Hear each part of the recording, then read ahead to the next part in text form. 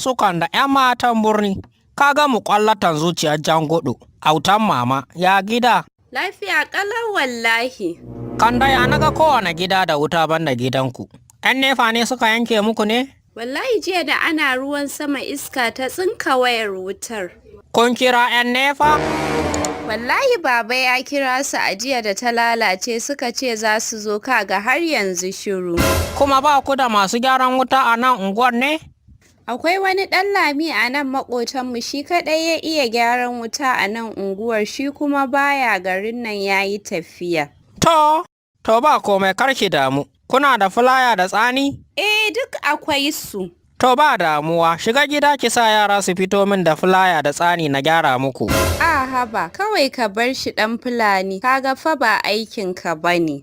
Haba Kande, kin san yadda kike a raina kuwa? Ke shefa taransifoma zuciyata. Ke shefal wayar da ta tokare jijiyoyin da suka gilma ta zuciyata. Ai ba abin da ba zan aikata ba saboda ke Kande. Abin da gyaran ma duk bige ne? A'a, ɗan fulani ni tsoro nake ji. Tsoron me kuma kina tare da ni Kande?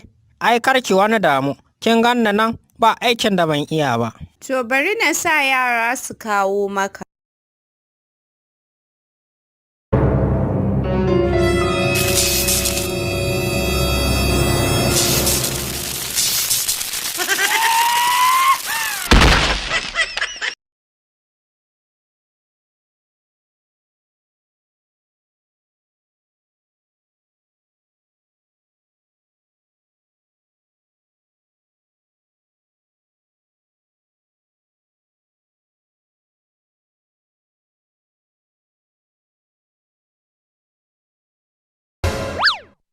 Hannu baiwar Allah ina kwana?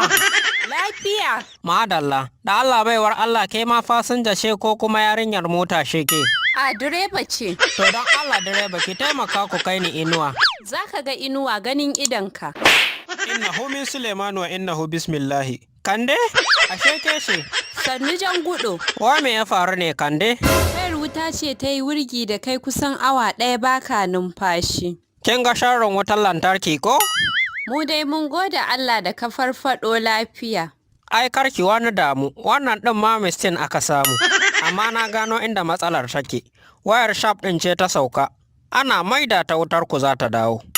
To alhamdulillah tunda ka gano matsalar, ga filaya sai ka hau ka gyara mana. Wa, jar uba, tsara da sai dai ku shekara ba ku da wuta. Yaya kan dai saurayinki ya yi kashi a wando. Wato ainihin ku suburbuɗe mana subscribe sannan ku danna wannan wato ainihin ƙararrawa ta yadda za ku samu sanarwa ta musamman a duk lokacin da muka wato ainihin ɗora sabuwar ɗauka.